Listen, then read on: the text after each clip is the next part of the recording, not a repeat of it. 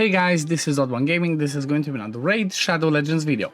In today's video, I want to show you another team that I kind of managed to, I basically just tested it out to try and get another speed run for some of my dungeons out here, because I have recently, I think it's actually been like 2 or 3 weeks, but I have gotten, I got Marichus, actually the Gallant, and I already mentioned this in quite a few of my videos if you've been watching me for a while, but he's my new favorite champion in the game because he's so good, he's so fun, and he just brings, he brings lots of utility, and he can be used pretty much everywhere in the game, okay? So I already made a video where I showed him in my Nightmare Hydra team. I already made a video where I showed him in my, what is it, Shogun, the Sand Devil team, and he's actually, let me see, yep, he's actually part of my best team, actually, for Sand Devil 25, but this is not the one that I want to show. I just wanted to show you this because it's pretty cool. Okay, this is the worst luck I have ever had, and I guess let's see how is it gonna turn out. Am I gonna lose this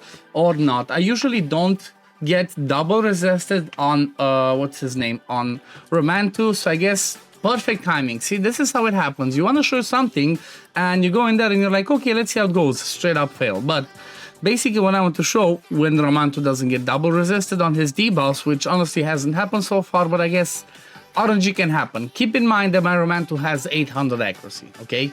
But this is what I want to show, a 9-second and 6-turn cooldown. But this is not the video that I'm showing today. I'm actually showing you my Iron Twins team. And basically, I was waiting for today to see if this team is going to work on Magic Affinity as well, because of the champions that I actually have in the team and the builds that I have on them. So this is actually the team that I'm running. It's not, it's not a free-to-play team. This is basically a showcase of my Iron Twins 15 team, and I'm pretty much using Marichus the Gallant, I'm using Double Gnut, I'm using Kaimar, and then Krisk in here.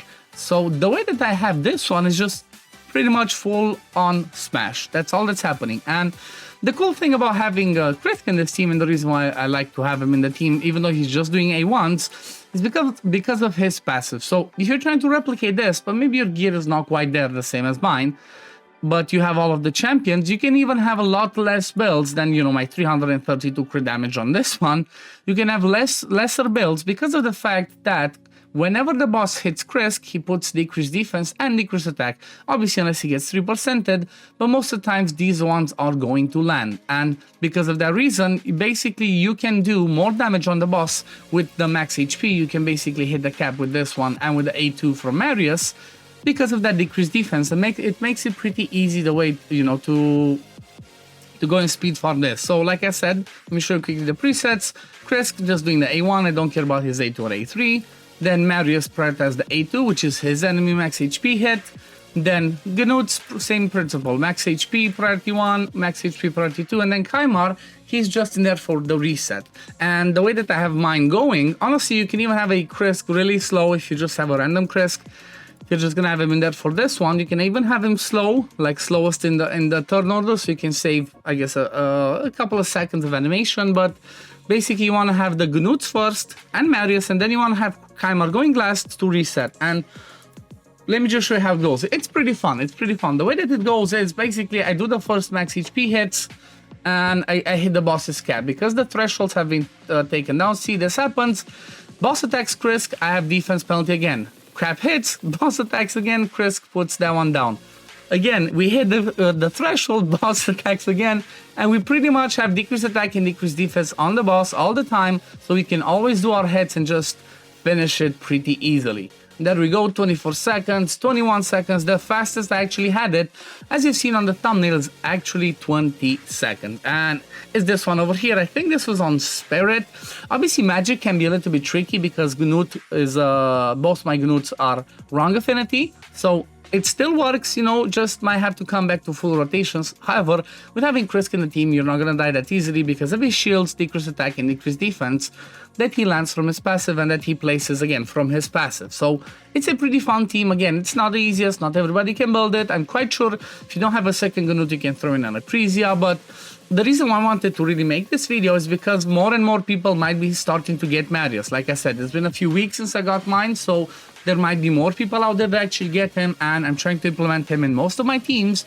So for that reason, I'm just trying to show you the way that he actually works. I think I even have him in my Doom Tower team, in my Sorath one. Yep, he's even my Sorath one over here.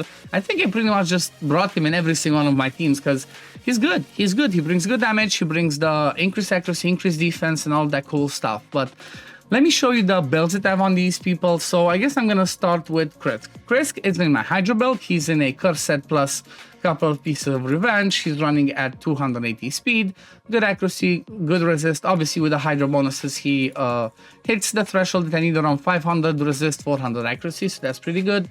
And I do have War Master down the support tree, doesn't really matter. Then let me show you Kymar, because again Kymar doesn't really matter as he only resets once and that's about it. But Kymar is in a reflex plus 3 pieces of refresh. He's running at 252 speed. He's the slowest in the rotation, like I mentioned. And it's all about this A3. Even if you have one Kymar that you just want to bring in this team, just for the reset, you don't even need him to be booked, okay? If you just need him for this one, maybe you have another one, another team, just bring him for this reset. Obviously, if you don't have Kymar, but you have Yumeko, Yumeko can work. Or if you don't have either of those two, but you have Krixia, the Mythic, if you're lucky, same principle. You basically need somebody that does a 3-turn cooldown, okay, you reset.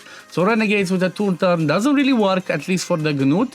It works for Marichus, but for the Gnuts, you need a 3-turn. So maybe you might, if you get lucky, if you build them in Merciless, you might, you know, proc that chance to decrease the cooldown, but I wouldn't rely on that. That's too much RNG. It would still work. Maybe with the Renegade just might be slower because they would have to get an extra turn before they can come back to those bashes. So, you know, keep that in mind. Then again, Masteries, I even have him with Helm Smasher because of the way that I use them in Fire Knight is not mandatory. Now, if we look at Marichus the Gallant, I have him in 6-piece Merciless and then some offset pieces. He's running at 253 speed, just 1 speed faster than Kymar. 100% crit rate, 5.7k, defense 274 crit damage. Don't care about his accuracy because you don't really care about this enfeeble on the boss as they're immune anyway. And then when it comes to Masteries, again he's running Hell Smasher and obviously all the damage Masteries that I can get, plus down the defense tree because again support tree I don't really need it. Then when it comes to, let's talk about my faster Gnut, he's 100% crit rate, 262 crit damage, 5.3k, defense 258 speed. He does have accuracy because I need some accuracy in Fire Knight, obviously. He's running Lethal, Masteries, Giant Slayer, obviously, and then on the support tree. And then the second one, which is my slower one, which also has Soul Reap. Honestly, normally I had these both be in Phantom Touch, and before you say something, they're like, you know what, Phantom Touch does damage that scales off of attack, which I had people that said that, like, somebody had a funny comment a while back on a Fire Knight team, like, they said like this, quote, I cannot take you seriously because you put a Phantom Touch on a defense-based champion. But as I replied to him, I'm telling you guys, in case you didn't know either, well, Phantom Touch is really amazing for Fire Knight because this hit, if it procs on the boss, it counts as an extra tick on the shield. And that's what you need because you know what, on Fire Knight 10 hard, it's 21 ticks that you have to get down. So having Phantom Touch really helps. However, I noticed that I could get my highest awakening Gnut to be in Soul Reap and I can still do that one. And this Soul Reap actually helps me to be able to do that Sand Devil team, and also I can do a 3-turn Spider 10 hard team. I'm going to show you that when the Spider comes back around, so keep an eye on the channel, but let me show you the build again on the slower one. So again, Lethal, then some offset pieces, 253 speed, 332 crit damage. Obviously I get a big chunk of that from the Blessing because it's a 5-star, good speed, good defense, some accuracy, and then pretty much same Masteries with Giant Slayer. So yeah, I guess that's pretty much it for this team. I just, you know, it was a simple showcase that I wanted to show you guys. Hope you enjoyed it. I'm gonna try and show more of these. You know, I try to do some free-to-play content, some endgame content, some showcase, some of that cool stuff. So yeah, that's about it. But oh yeah, we have the Serpent Titan event, and I'm really curious how many of you are going for it. Let me know in the comments down below. Are you gonna do this? Because I think I'm actually gonna do it because Mithrala is one of the best champions in the game, and I think I only have a 3-star awakening for her. Let me see, where's my Mithrala? Mithrala, come out, wherever you are. There we go. Yeah, so I only have a 3-star for her. I don't use her in Arena. I use her in Hydra and maybe some other fun areas. She's currently in a Guardian. Basically, it's a Guardian and kind of a damage build. But I would definitely not want to have a 5-star because you know what? The cool stuff is at 5-star, if you have something like this, like Brimstone, this one cannot be removed, okay? It becomes protected, and that makes it be more valuable in most areas of the game. Like, I don't know, Sand Devil, Fire, the Hydra, and all of the other stuff. But anyway, I'm gonna leave it at this for today, guys. As always, thank you all for watching. If you do enjoy my content, don't forget to like this video, subscribe to the channel to see when I upload next, and I'm gonna see you on the next one. Peace, love, take care, everyone. Bye, guys.